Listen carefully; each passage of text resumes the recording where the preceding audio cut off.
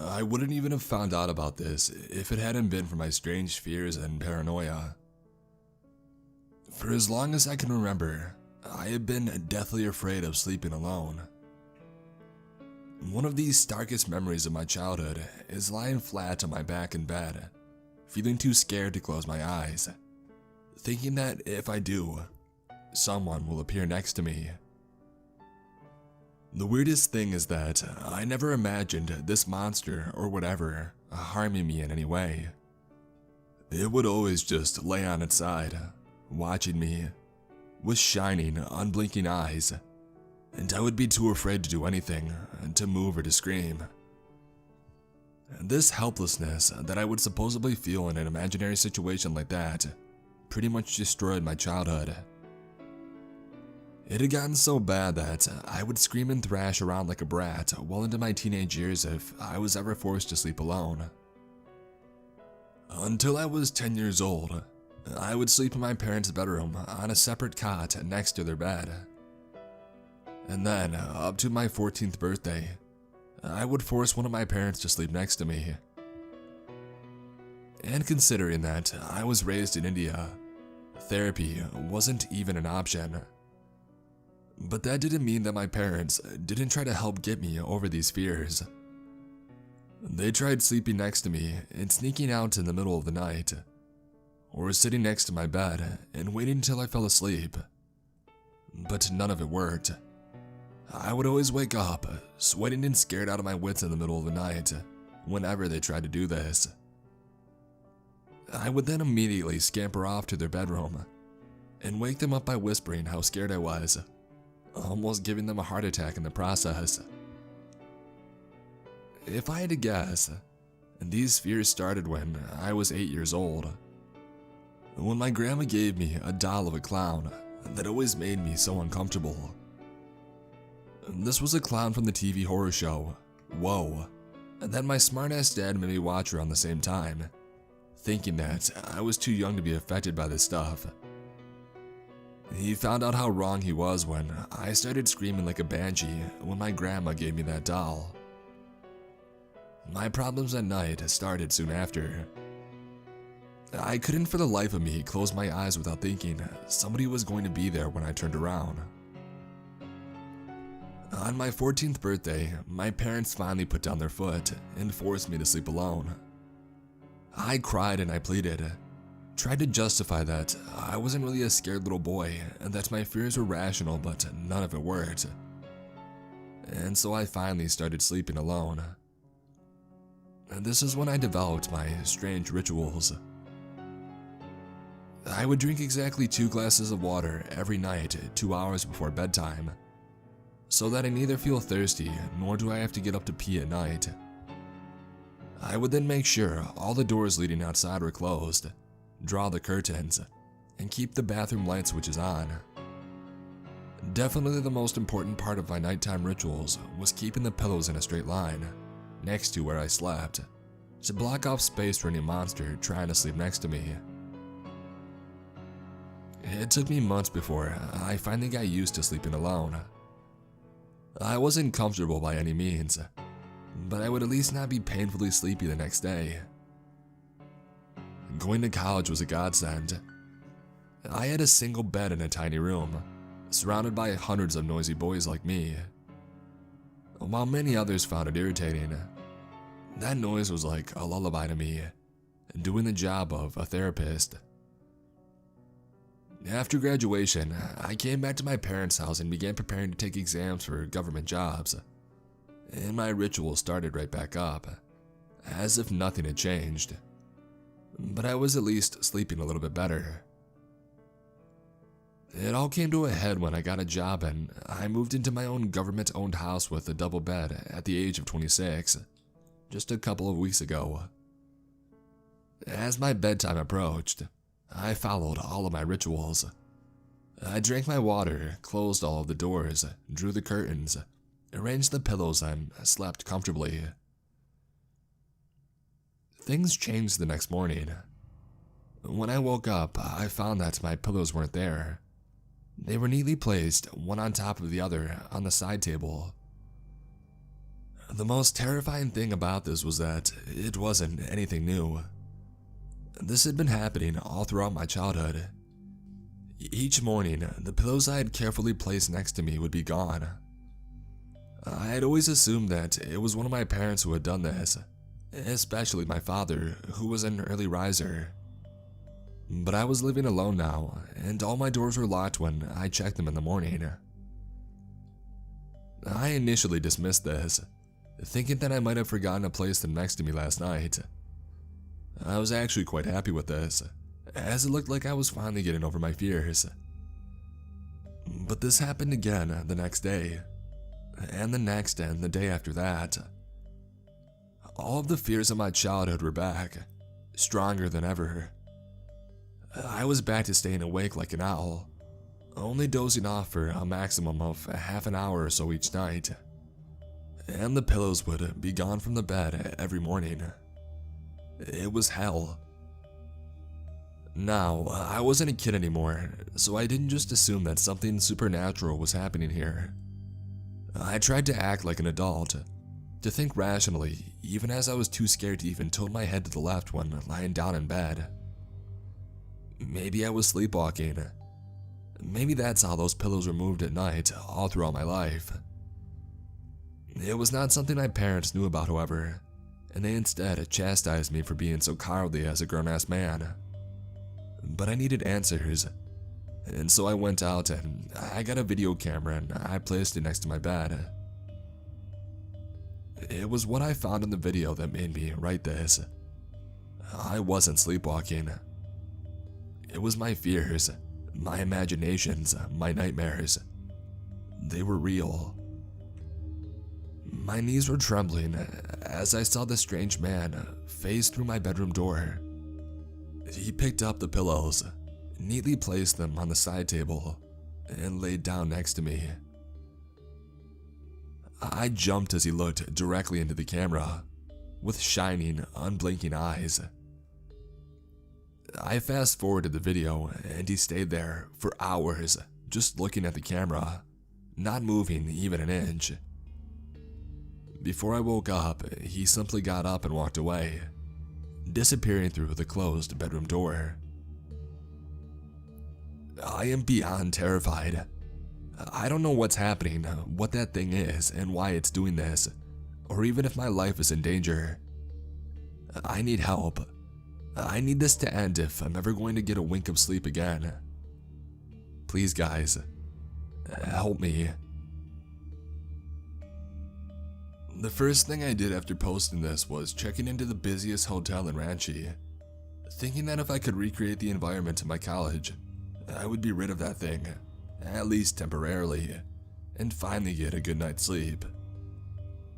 And so I moved into the busiest, rowdiest hotel that I could find, bang in the middle of the city, after specifically asking for a room with a single bed. As I settled in, I went through my phone. After reading your comments, I went out and I bought a bag of salt, using it to draw a boundary around my bed. A couple of weeks ago, I would have laughed at anybody trying to do something like this, but I was now desperately beyond the point of caring and would do just about anything to make this end. The me from 2 weeks ago didn't know he was being haunted by something that could walk through walls. A lot of you seem to think that this entity haunting me was benign, and may even have been protecting me. I have no way of knowing that, and it's not something that I could just assume, considering that the opposite of that was just as likely to be true, and that my life was really in danger. All I really wanted to do was to sleep without a monster in my bed. Some of you even suggested that I should try and get with the thing, and I'll admit it, I laughed at that one. And boy, did I need that. For those of you wondering why I didn't just get somebody to sleep next to me or get a dog, it really isn't that easy. I had just moved to a new town for my job and I hardly knew anybody there. Inviting them into my bedroom would mean sexual harassment charges. And what would be the point of getting a dog? The barking would wake me up when I wanted to sleep. And besides, I really wasn't in the right headspace to be raising an animal. Next, I tried to send the video I took to my parents and friends, and even thought about uploading it to YouTube. And here's where it gets freaky. Every single time, the video just turned to pure static. I mean, I could watch it on my camera, but every attempt at transferring it to another device resulted in a complete failure. I tried playing the video on my camera and recording the camera on my phone, but even that didn't work. The camera screen seemed to be showing static on the video that I was trying to shoot on my phone, even as the video continued to play on the damn camera. I felt like I was losing my mind. Dejected, I had almost decided that maybe I was going through a mental breakdown when I heard a knock on my door. Room service. The look of shock on that man's face when he saw the video sent relief flooding through my body. I wasn't crazy. This was real. I sent him away with a hefty tip and some lame excuse about an experimental horror movie that I was trying to film in my bedroom, and I settled in for the night. A faint smell of cigarettes lingered in the stale and musky air of the hotel room as I lay in my back, gazing up at the rusting ceiling fan. I was exhausted. Every cell in my body was crying out, wanting me to fall asleep, but it just didn't happen. I was teetering on the edge of consciousness the entire night, frightened out of my mind.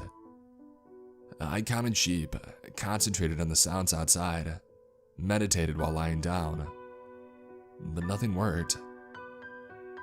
I kept imagining the man waltzing through the walls and sitting down on the couch at the foot of my bed and staring at me throughout the night. I mean, I'm pretty sure that I was imagining it. I didn't think I slept for even a second the whole night, but when sunlight came streaming in through the windows and I got out of my bed, my whole world had turned upside down. The saw line that I had carefully drawn around my bed had been broken in one place. Shit. It was taunting me. It was letting me know that it could get to me anywhere. And not just that, but that it had been doing this for the last 18 years non-stop. I had never been alone, not even back in college. Why didn't I ever find out that he was there back then? Granted, I was a bit of a slob back then, but surely it couldn't have been so bad. The stress and lack of sleep was getting to me at this point, and my head began to pound like it never had before. I trudged downstairs to the hotel canteen and chugged 2 cups of just the trashiest coffee and contemplated my next move. What can I do to make this stop? As I ordered breakfast, my thoughts kept circulating back to that infernal doll my grandmother had given me. Whatever was happening to me, it had started back when my dad made me watch that show, Whoa. And my grandma gave me a doll that looked exactly like that psychotic clown who murdered people by shoving garlands down their throats. Now that I had spoken to my parents and based off of their reactions, I didn't think they had an inkling of what I was going through. They had told me that they had thrown the doll away when I had that hysterical tantrum and have no idea what the hell happened to it. And so that left my nanny. Maybe she had inadvertently given me a cursed object. Maybe she even knows what was happening here. I took out my phone and I dialed her number. She picked up the 3rd time that I had called her. Hello? Her weak and raspy voice came from the other side. Who is this? Nanny, it's me, Aditya, I replied. She was overjoyed at hearing my voice and launched into a long, one-sided conversation, asking me how I was doing, and then complaining about how I never visit even before I could answer, and then meandering on to some random gossip about her neighbors. Nanny, I cut her off. This isn't a social call. I really need your help. Help? What do you need? She asked. Do you remember that doll you gave me when I was 8? Where did you get it? I questioned and I waited a full 30 seconds before she responded. Why are you asking about that? She asked softly. Strange things have been happening to me recently, Nanny, and I think that doll has something to do with it. I just need to... Hello? Hello? She had cut the call. At some level, I was angry that she hung up on me, but more than anything, I was relieved. Relieved that I wasn't shooting in the dark anymore. My suspicions were correct. She knew what was happening. There might really be a way for me to end this. I called her a couple of more times, but she refused to pick up her phone. I knew what I had to do next. I paid my bills at the hotel, called my boss asking for sick leave, made my way to the airport, and I bought a ticket to Indoor. The plane ride worsened my headache, making it impossible for me to sleep.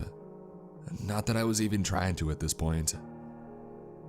My grandma sounded scared when I spoke to her, finally convincing me that whatever entity I was dealing with wasn't exactly a friend. I was so exhausted at this point that it was becoming hard for me to differentiate between reality and dreams.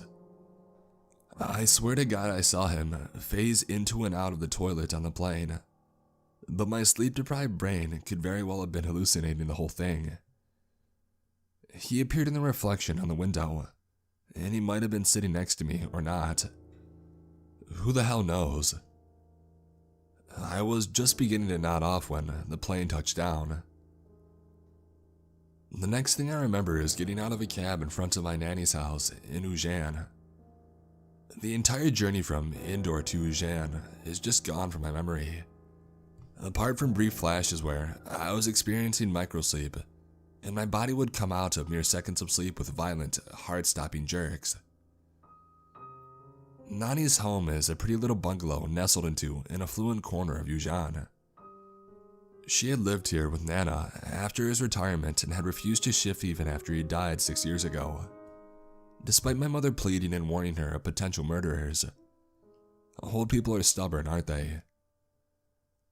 I walked up the gravel path, rang the doorbell, and I waited patiently. It took her a while to get to the door, old and frail as she was. "Who is it?" she asked. I imagined she was peering through the peephole, looking at me. Not that it would be much of a help to her at her age. "Newspaper bill, madam," I replied. She slowly opened the door, and her eyes widened as she realized who it was. She had no right to be surprised. If she knew the truth of what was happening, she must have known that I would come. "Hi, Nanny." I gave her a quick hug and entered the house before she could react. 15 minutes later, I was sitting on my favorite couch, sipping Nanny's tea while she sat in front of me, nervously twiddling her thumbs. I had spent so many wonderful summer holidays in this place, but I wasn't here for nostalgia's sake. I had a clear objective and I needed to get to the point ASAP. "Please, Nanny, tell me everything," I said gently. She fidgeted, and it looked like she was going to lie, before taking a deep breath and speaking what I was now sure was the truth. 20 years ago, she began, I was diagnosed with lung cancer. It was pretty bad. Chemotherapy wasn't working, and your Nana was going further and further into debt because of the medical costs." I nodded. I had heard about her illness and eventual recovery. I had no hopes of survival. It was hopeless, and I had accepted that fact. Until, I prodded. "I met this man," she replied. "He was in the hospital, in the bed next to me, but I don't think that he was a real patient, you know. He had these strange, sparkling eyes, almost like an angel. It was like God had answered my prayers." I clenched my fist at this. He spoke to me, she continued. He was very attentive and caring. He listened to me vent for God knows how long, and then... And then what? I asked. He said he could cure my sickness, make the pain go away. She said, her voice barely above a whisper. How? I asked. He offered me a deal, she answered. What deal? I asked, shifting forward. She didn't say anything, turning her face away in guilt. What deal? I asked again, forcefully this time. He said... She was in tears now.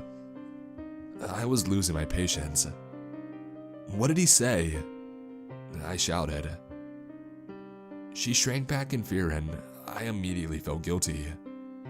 But before I could apologize, she began speaking again. A day for a night for a day, she said softly. What the hell? I don't have time for riddles, Nanny. Please tell me what that means.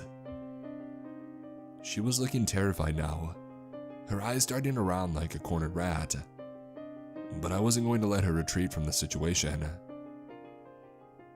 It means that he would take a day from my grandson's life and give it to me each night or something. I sat there stunned. I couldn't believe what I was hearing. You stole 18 years of my life, I asked aghast. I didn't think you would ever find out, she pleaded pathetically. I put my hand up and she immediately shut up. I then brought this hand further up and I began furiously running it through my hair. Shit, I needed to get out of this place. I was feeling cornered, betrayed, frightened. I don't know.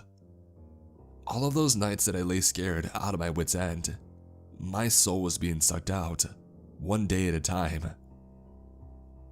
I walked to the front door, put my hand on the knob, and before turning to look at my grandmother one last time, who was weeping. You know what? I said. Don't ever talk to me again. You're dead to me. And with that, I slammed the door shut behind me. I would regret that later. I walked over to the park outside of her house and I began to wander aimlessly. She had brought that monster into my life. My own grandmother betrayed me. Every time that I visited her house, played in her lap, all the food she had cooked for me, all this time she knew she was condemning me to this fate. Not only did it take 18 years from my future, she also destroyed the 18 years that I lived through. All that childhood trauma. God, I was so mad that I could rip my hair out. But I needed to focus on the situation at hand. This entity was sucking on my soul, one day each night. I had already lost around 18 years of my lifespan to her selfishness. Who knows what that thing is going to do now that I know about its existence? I had to get him to stop feeding off of me. But how? Damn. I would have to go back and ask her if there is a way to end this curse. My dramatic announcement will have to be put on hold for some time. But what if that can't be done? What do I do then? The fact that I was dealing with this supernatural problem convinced me that going about this the conventional way just wouldn't work. I had been thinking about something and finally decided to go through with it. I called one of my batchmates and I arranged with somebody for a meeting from the Mahakaleshwar Temple Management Committee. Perks of being a government officer, I guess. I needed help, but maybe I'll find it in religion. If the Shiva Temple of Ujjain can't help me, maybe nothing can. I closed my eyes, letting all of my emotions wash over me. It had been a long couple of days. The exhaustion began to set in, and I was about to sleep on this park bench When I remembered why, I absolutely must not do that, and I violently shook myself. No, I wasn't letting that bastard take even a second from my lifespan. The next time that I sleep, it would only be after I was able to rid myself of this monster. Preparing myself to have another conversation with my grandmother, I plodded over back to her house. Alarm bells began ringing as I saw that her front door had been left ajar. Cautiously, I tiptoed my way inside, looking for any signs of trouble. I found my grandmother in the exact same spot that I had left her, sitting in a pool of blood. Her jaw had been ripped from her skull and was hanging loosely over her chest. I could see her tongue hanging out, longer than I thought was possible. I would have screamed if I wasn't too terrified to do so. My knees felt weak and I collapsed on the floor as I kept on staring at her dead body. I became a coughing, sobbing mess as I had a panic attack right next to my dead grandmother. It was not pretty. Terrified at the sight in front of me, but too scared to move away, I stayed on my knees, panting and wheezing. Soon I found myself crawling over to her body. To do what? I don't know. I felt an overwhelming surge of guilt. Why? I don't know. I just wished that I could take it back. Wished that this nightmare would end. Even after everything that had happened, I still wasn't prepared for what would happen next. Her hand shot up and it grabbed me by the throat, pulling me in close to her. My eyes widened in fear, and I began to thrash around violently, trying to get myself free. But she held on with a monstrous strength. The pupils in her eyes jumped around at an unnatural speed as she continued to pull me in closer. I started to fight harder to get free, but to no avail. I felt her breath on my ear, and then I saw her unhinged jaw begin to move as I heard this malicious whisper right next to my ear. A day for a night. A night for a day. I woke up to the cold, hard floor digging into my back. Slowly blinking my eyes open, I looked around at my surroundings. My nanny's house. The darkness and the annoying sound of crickets made me realize that I had been out for a while. But for how long had I been asleep? As I gingerly started to get up using my elbows and taking the supports of my favorite couch, all the memories of the past few hours came flooding back and I fell back down. Good God, did all of that really happen? I spun my head around to look at the spot where I had found the dead body of my grandmother. There was nothing there. No nanny, no blood. Nothing except for a forlorn, dusty chair. Was any of that real? Or had I dreamt it all up? And if it was just a dream, and the monster was just messing with my head, then where was my grandmother right now? I dragged myself up to the couch, sighing in relief as my back rested against something comfortable after hours. My left knee was killing me, and I don't even know how I injured the damn thing. After resting for about a minute, I got up and I began looking for Nanny. I checked each and every room of the house twice, but there was no sign of her. Things just kept getting more and more confusing. I was feeling so lost and helpless. My last conversation with Nanny kept on playing inside my mind over and over. The extent of her betrayal was unbelievable, yes, but try as I might, I couldn't shake off this feeling of guilt over treating her so badly in what turned out to be her last moments. I guess I'm just messed up in the head. As I shifted on the couch to move into a more comfortable position, my phone rubbed against my thigh, and I suddenly remembered that I had made plans to visit the temple to get help with the situation.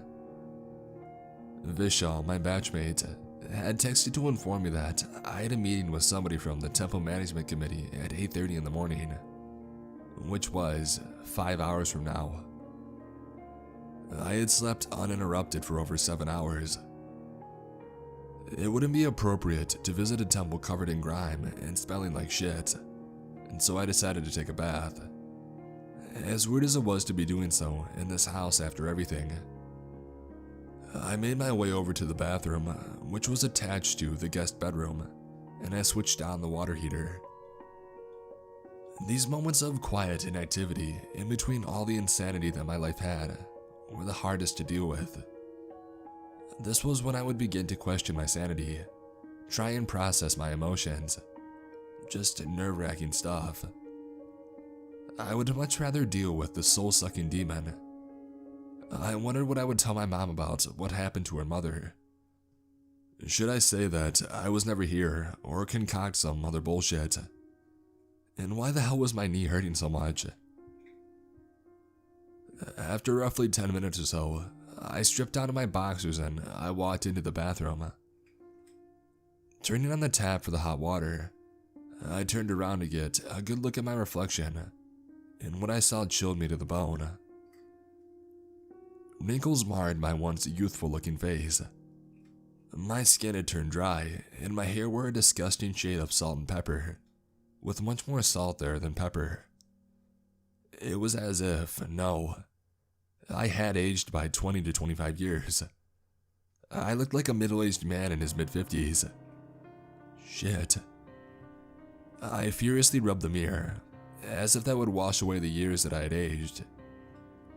I screamed in frustration and anger. That thing had stolen even more of my years than the last few hours.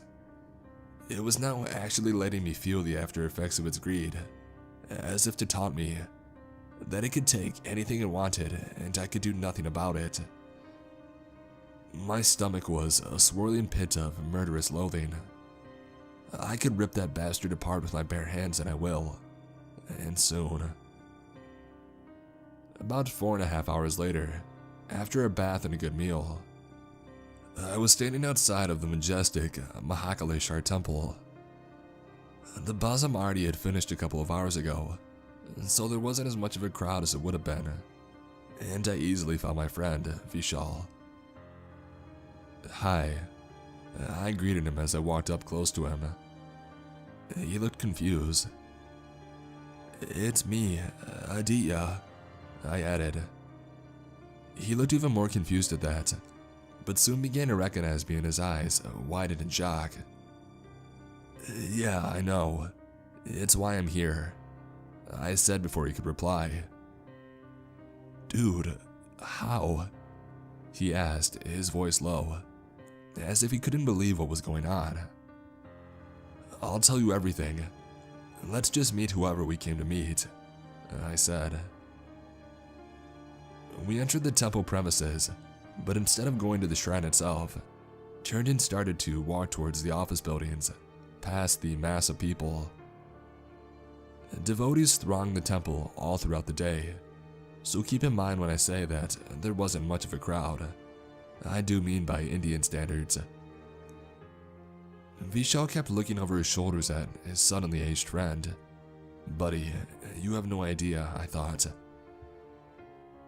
We were met by a shirtless man in a saffron dhoti who took us to one of the bigger offices in the building.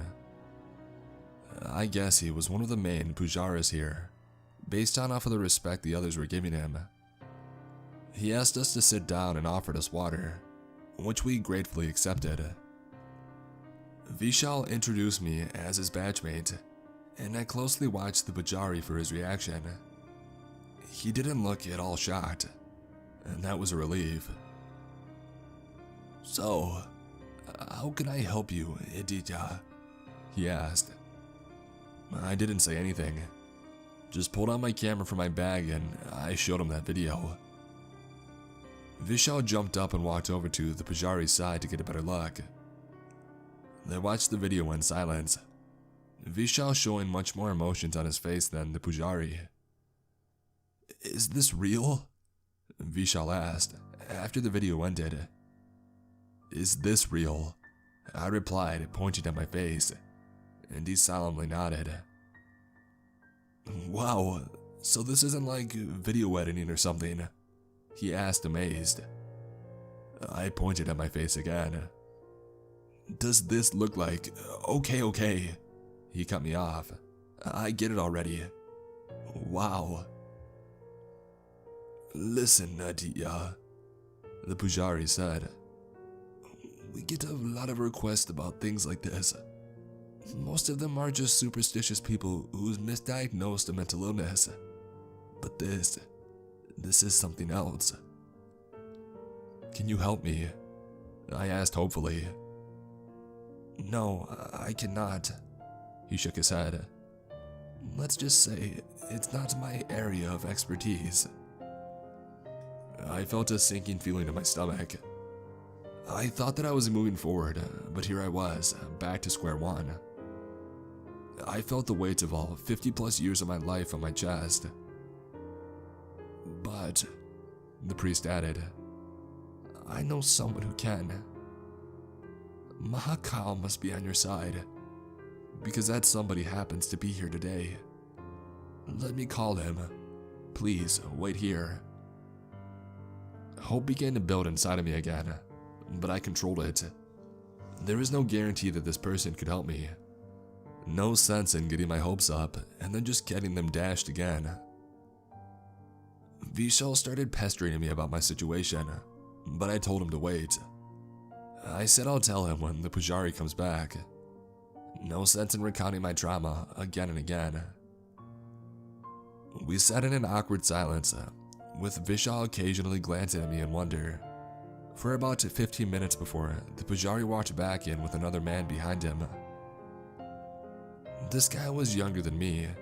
I mean younger than my 26-year-old self. Dressed in green kurta and jeans, with a tattoo of a trident piercing a crescent moon smack dab in the middle of his forehead. He looked like an edgy college student who worshipped Shiva only because it was edgy, and probably even was. But he certainly didn't look like the kind of man who would be of assistance to me. But then again, looks can be deceiving. He shook my hand, pulled a chair, and he sat down next to us. This is Rocky, the Pujari said. At least that's what he's known as. He has some experience in this field. Rocky nodded. So, what's wrong? He asked, and I showed him the video. Does this look like anyone you know?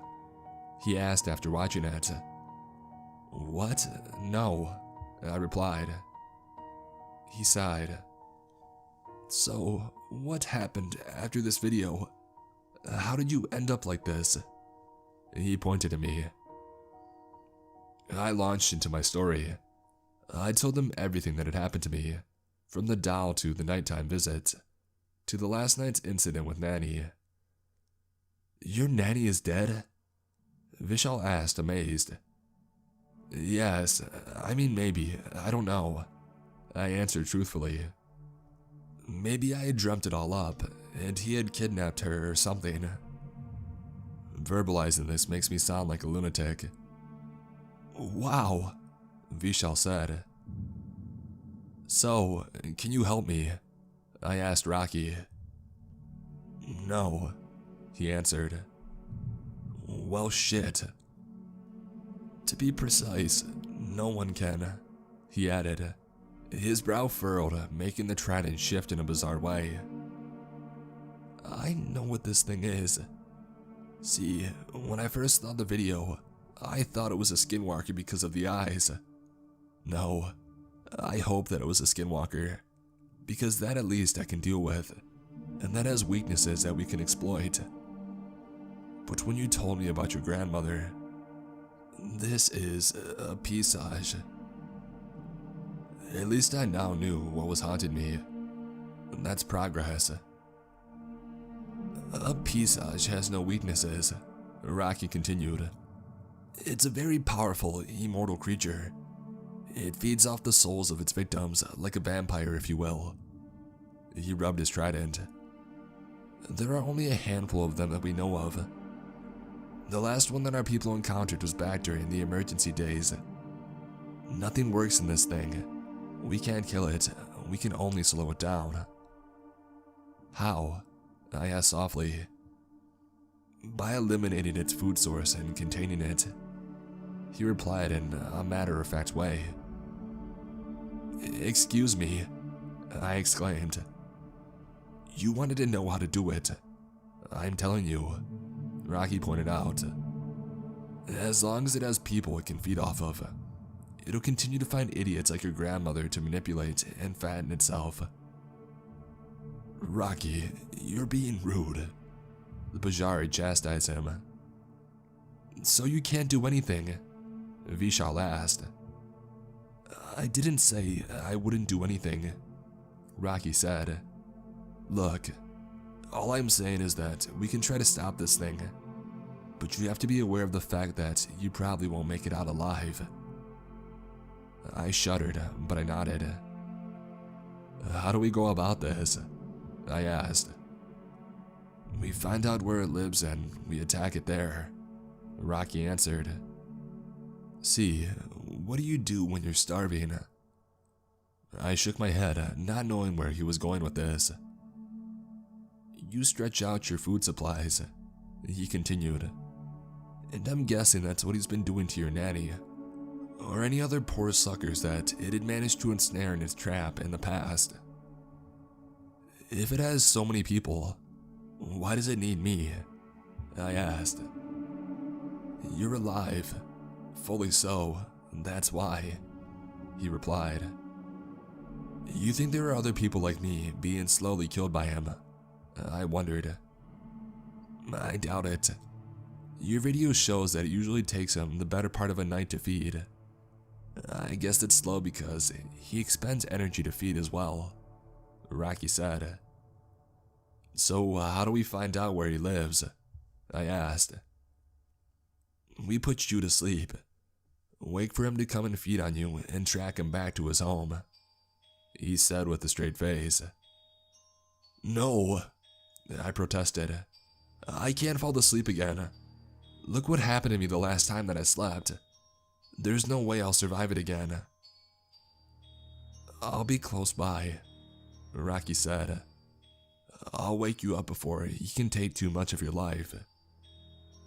What if you don't get to me on time? I asked.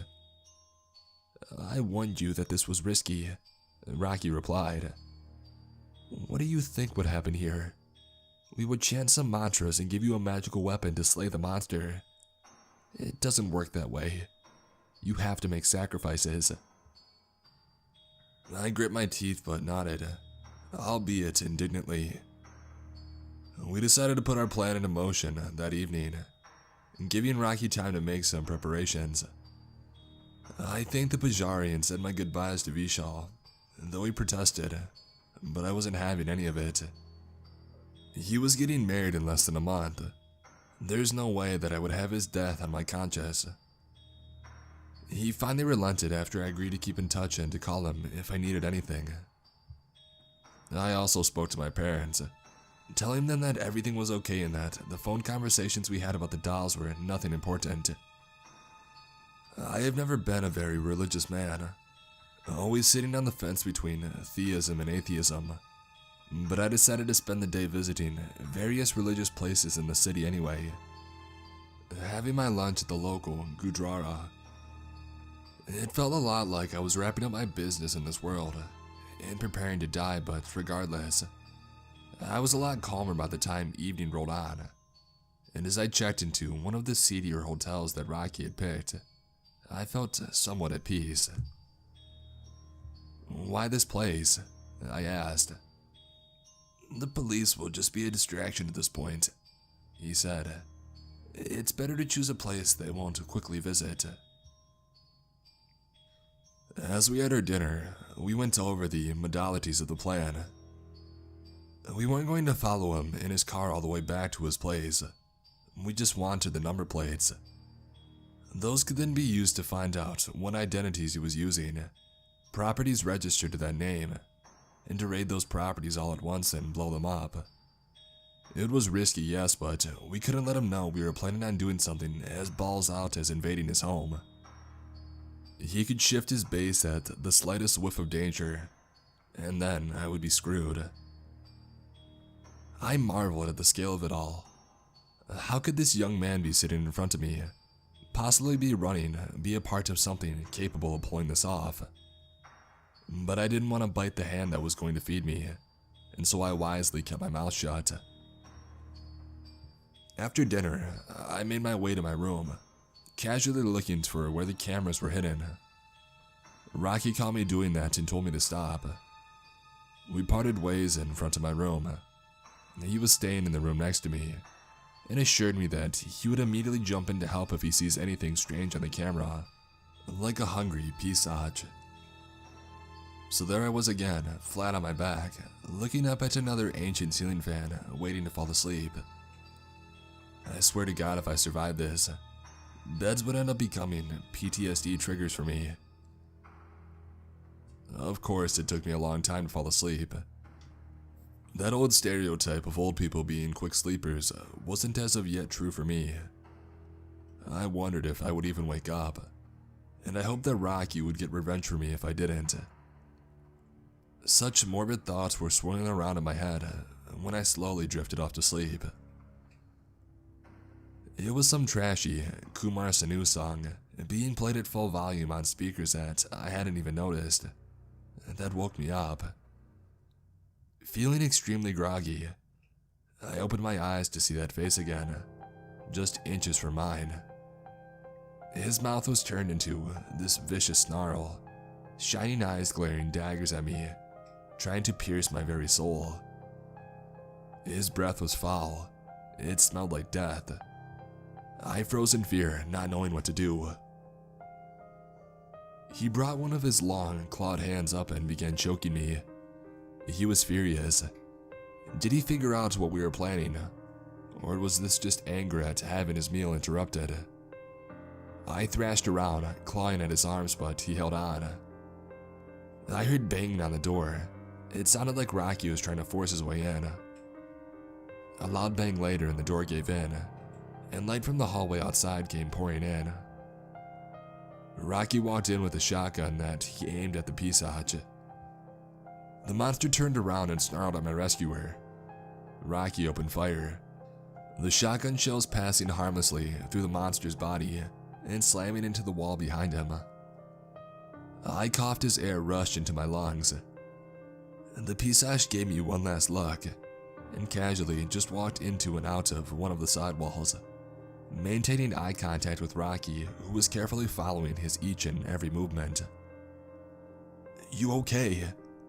Rocky asked after a good 30 seconds. "Yeah," I said, a little shaken but fine.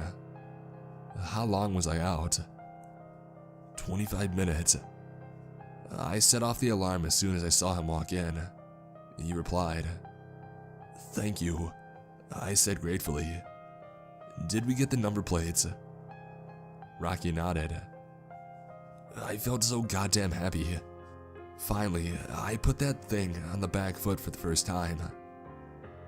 "Next time I see you, it's going to be me walking into your bedroom." I did not want to take this job. Coming back after dealing with a particularly nasty deity on rapport, I was really looking forward to a break, something that I hadn't had in over a year, when Guruji called me for another job. I knew this was going to be trouble as soon as I saw the video, and it only became worse when I realized that I was dealing with a goddamn pisha. At some level, I felt sorry for the poor bastard sitting in front of me. Losing over half your life in the span of a few days is not something anybody should go through. But while I did sympathize with him, I was not an emotional fool. I was pragmatic enough to understand that he would most likely die trying to take this monster down. Believe me, having this type of clarity in this line of work can mean the difference between your own life and death. So while some of you may think that I'm an asshole, I don't care at the least bit, as long as my work is done. "So why Ranchi then?" he asked with a confused expression on his face. "It makes the most sense," I replied. Of the 3 properties we traced to your sleep time buddy, this was the most recent purchase. It's a farmhouse in the ass end of nowhere, a perfect hiding spot, and it happens to be near the same city where you started your job. But we'll be hitting all 3? He asked and I nodded. And we'll need you to go back to your house in Ranchi, I said. That way we'll make him go back to his base and we'll hit him there. So I'm acting as bait again. He was offended but also a little scared. Yes, I nodded. But you won't be sleeping this time. So rest assured you won't have to worry about losing any more years. Aditya didn't look convinced, and that didn't surprise me at all. He didn't have a lot of years. One more slip and the Hodge would suck the life right out of him. One more thing, I continued. Keep in mind that when we're raiding his hideout, you would be a threat to him, and not just food. He won't go easy on you this time. But he will avoid killing you, and that's something I won't hesitate to use to my advantage. He was going easy on me this whole time, he asked mockingly. Always with the sarcasm, asshole. Well, you're about to find out, aren't you? I replied sweetly. Here, take this, I said, handing him a pill. What is it? He questioned. Modafinil, I replied. Take this at around 2 or 3 a.m. It'll keep you awake. A couple of hours later, Aditya left for Indore, from where he would take a flight to Ranchi, and I would follow him on the next plane. We wanted to give this illusion to the Hodge that our partnership had ended and that Aditya was going back after having given up on trying to fight. Who knows how effective our little ruse will be? We had to take that chance though. If there was even the slightest possibility that would improve our chances, we had to do it. Besides, I had a couple of things to take care of in the meantime. I made some phone calls and arranged for some weapons to be made available on Ranchi itself. Transporting guns from here would have taken too long, and it would be too risky with the government breathing down hard on the necks of any smugglers. I then arranged for some kidnappers and such from the surrounding area. Yes, you heard that right. Kidnappers, gangsters, etc. Our people regularly work with criminal elements and use them as meat shields against monsters. It keeps us safe. It saves lives of innocent people, weakens the monsters, and cleans our streets at the same time. They are never told what exactly they're attacking, and most die in the process. It's questionable from an ethical standpoint, especially when you're a communist, but highly efficient. The sky was a pale shade of blue when my plane landed in Ranchi. Delhi's poisonous smog had shifted east and made its way here, keeping visibility low. I was just glad that my flight hadn't been delayed. That would have been a big problem. I had a light breakfast at the airport itself and then took a cab to Aditya's house where I found him right outside, looking exasperated as he tried to reason with the 30-odd men who were camped outside. He threw his hands up when he saw me. Who the hell are all these people? He demanded. They wouldn't say anything at all. Friends, I replied. Friends? His brow furrowed in suspicion. I nodded and I walked over to speak to my contact here. Aditya buzzed around me like an aging bee, pestering me with questions while I inspected my weapons. I held up a 9mm pistol. You know how to use this? I asked. Yes, he said. They taught us the basics at the academy. Alright then, I said, looking at a little band. Let's go. It took us over an hour to reach the farmhouse, with Aditya staying silent the entire time, probably contemplating his life and probable death. I was fine with that. The less distractions before a job, the better. The fog had cleared by the time we had reached the Hodge's base, a quaint little farmhouse that could serve as a rich family's vacation home in happier times. but now it was hiding the worst sort of nightmares known to man. We parked our cars some distance from the building, trying to avoid being seen. I got out of the car, put the sling of my rifle around my shoulder, and went to speak to my contact, with Aditya staying on my heels. My contact, a man named Lucky, here was much like me. Early 20s with a tattoo of the trident and crescent on his forehead. "We're ready," I told him. "Send them in." He nodded and he barked some orders at the low-life criminals who set off running towards the house, armed with their 303s. Lucky then came jogging back and shook my hand. "It's all yours now," he said. "I'm off." And with that, he got in his car and he left. "Wait," Aditya said. "Won't we need that car? How are we going to fit that many people in the other cars?" I didn't say anything, and I continued to focus on the farmhouse. They were at the front door now, and my heart was beating quickly. It would start any second now. "Oh no," Aditya spoke from beside me. "You don't expect them to make it out of this alive, do you? Holy shit." I shushed him, and we waited in silence as our team entered the building. A couple of tense minutes passed and nothing happened as our criminal friends searched the building. Maybe we were wrong. Maybe our plan didn't work and the Pisach was smarter than we thought and chose not to take the bait. If not here, I hope that he was at the other two sites, because if not, I have no idea how to proceed from there on. Would we have to ask Aditya to sleep again? And then what? Attack him the moment that he comes to feed? It's too risky. Luckily, my chain of thoughts were cut off by loud, painful screaming coming from inside of the farmhouse. "Oh shit," Aditya whispered nervously. My hunch was correct. That arrogant asshole was here. He probably thought that he could take us all out at his home turf. Gunshots followed as the criminals started to battle the Pisach. I imagine they were in for a heck of a surprise. They thought they were attacking some hapless middle-aged businessman, and not a soul-sucking demon from hell.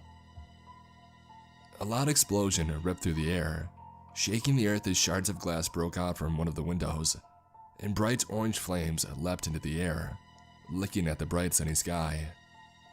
More screaming followed. "All right," I said, tapping Aditya on his arm. "Let's go." "Are you crazy?" He looked at me wide-eyed. "You want me to go into the middle of that?" I began moving towards the building, keeling my gun on my shoulder and a finger next to the trigger. I heard Aditya shuffling behind me, and in seconds, he was close to me. "You think they got him?" he whispered. I didn't give him an answer, and I don't think he expected one either. We saw one of the criminals come tumbling outside, covered in blood, looking shell-shocked. And the next second, he was pulled back inside with terrifying speed, and Aditya yelped from behind me. "I thought it'd be weaker in the day," he whispered. "Shut the hell up," I admonished him. "Sorry, I talk when I'm nervous," he blabbered.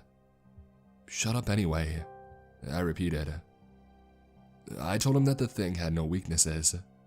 Should have paid attention in class. A terrifying silence had descended on the area by the time we had reached the door. Our breathing and the slightest crunch of the gravel underneath our shoes being the only sound that we could hear. I began sweating. Surely, they couldn't have been taken out this quickly. Had I underestimated his strength? Regardless, we had come too far to turn back now. I slowly walked inside the open door and I took in my surroundings. Bullet holes in the walls, blood splattered everywhere, tables and chairs thrown around, and heat coming in waves from one of the rooms in the back that had witnessed an explosion. The house looked like a war zone. But the most disturbing thing were the bodies. It was a ghastly scene with limbs strewn here and there, and the stench of burnt flesh heavy in the air. I walked straight ahead, carefully clearing every room one after the other, but I found no sign of the Hodge. I was wondering where he had run off to when I heard Aditya calling for me. "Hey, check this out." His voice was coming from back in the living room. "One of them is alive." Impossible. I had just come from there and I hadn't seen any sign of movement.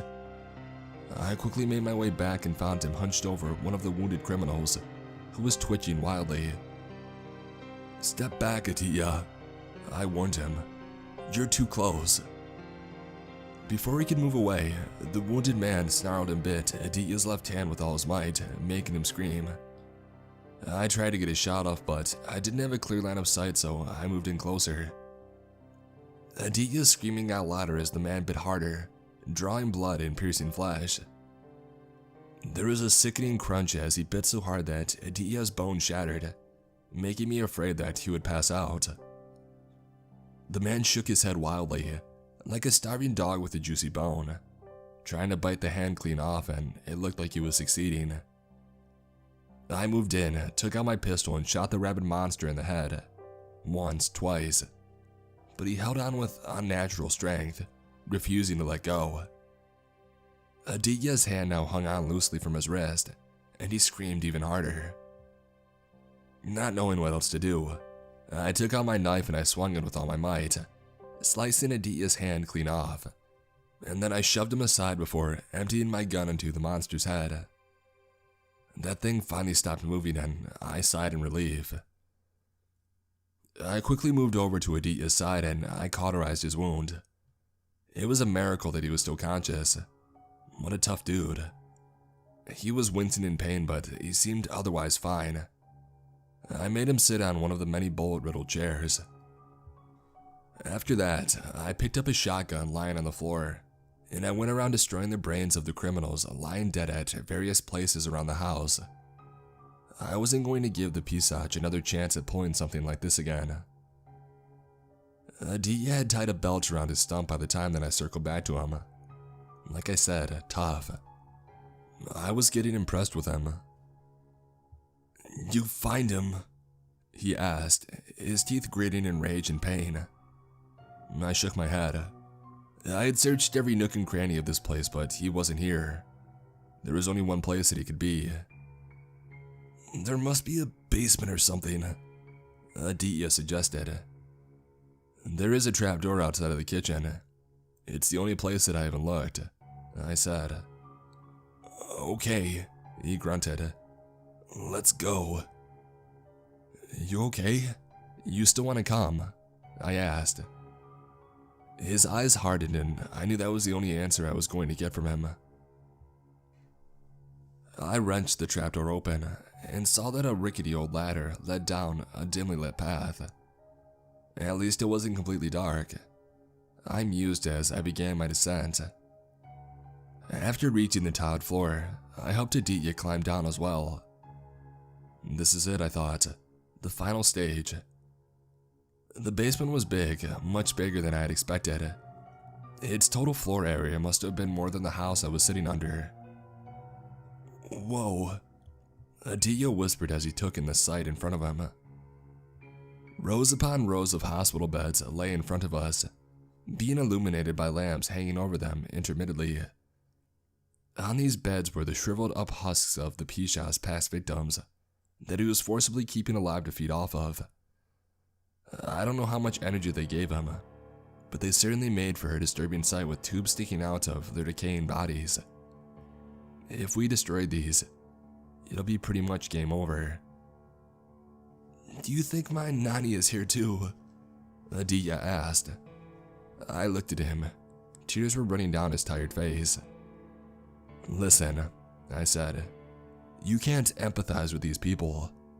They aren't alive, you understand. This isn't even euthanasia. Euthanasia might have gray areas, but this doesn't." He nodded. I brought up my rifle and I began killing those who had been tortured by this thing for possibly hundreds of years. The muzzle of my gun flashed as more and more of his food supply was erased. I stopped when I heard furious growling. "Where is he?" Aditya asked.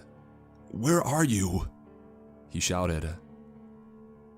I heard rustling from above us, and I looked up and saw a pair of shining eyes gazing down at me from the darkness above. I pulled the trigger, but my bullet sailed harmlessly through his body and smashed into the ceiling as he leapt down at me and began slashing away with his vicious claws, slicing away huge chunks of my flesh. I tried to fight him off, but he was even stronger than I was, and I was slowly losing. He bit a chunk off my shoulder when Aditya wobbled over. He made a solid kick at the ribs of this asshole, but his leg just passed through the Pisaj's body, and he slipped, falling hard on his ass. The Pisaj snarled and growled and made his way over to his favorite meal, giving me some time to breathe. I was losing far too much blood, far too quickly. We needed to end this fast. I tried to get up, but my head began to swim and I fell down to the floor. My vision became blurry and I started blinking furiously to clear it. I heard a loud thunk, and with my hazy vision, saw that Aditya had been struck on the head with some sort of blunt object and was now knocked out. The Pisaj was hunched over him, preparing to suck the life out of him. Shit. If he succeeds, he'll regain whatever energy we had worked so hard to drain from him, and I would most certainly die here. There was only one thing I could do in this situation. With trembling hands, I searched for my pistol. The Pisaj began to suck.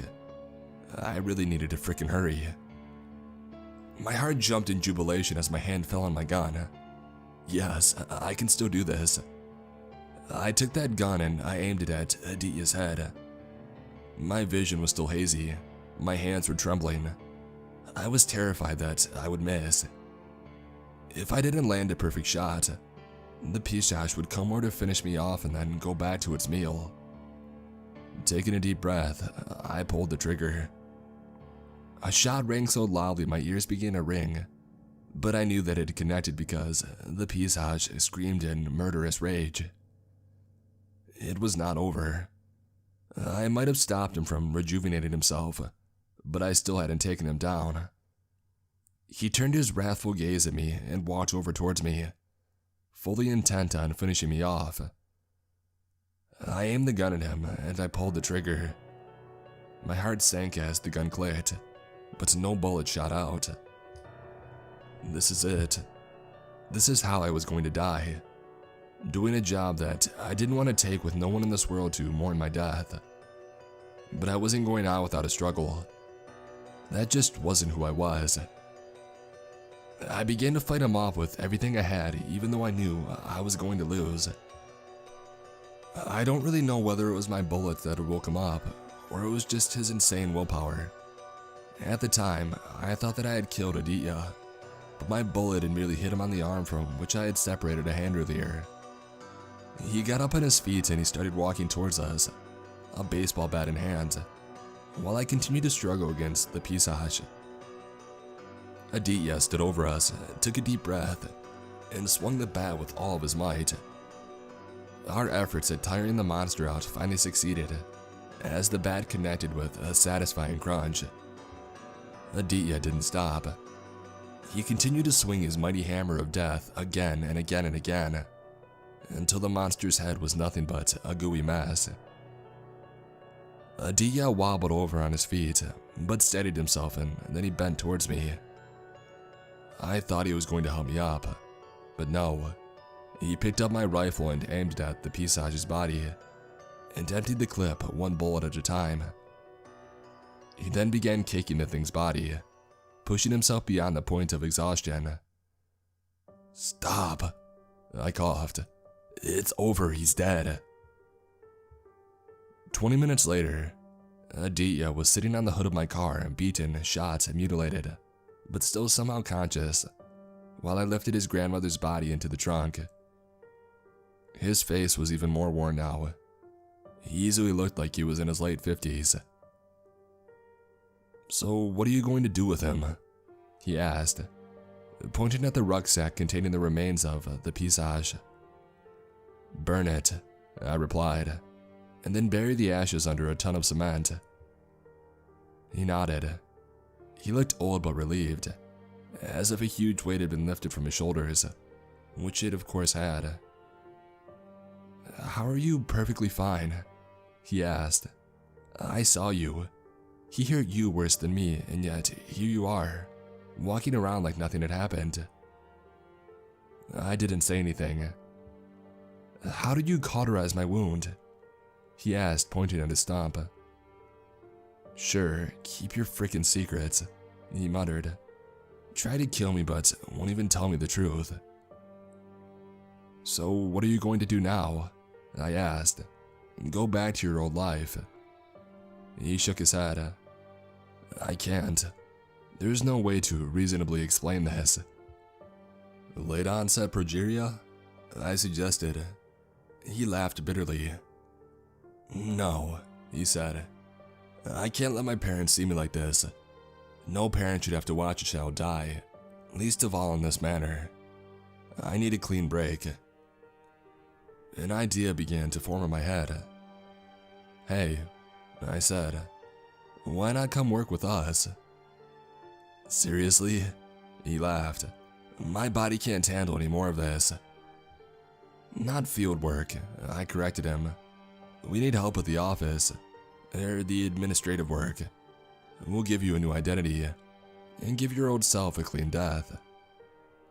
Hope began to form in his eyes.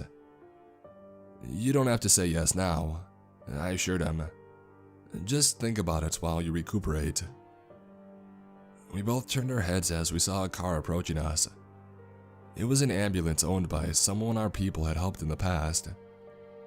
"Thank God," I said. "I really need to rest."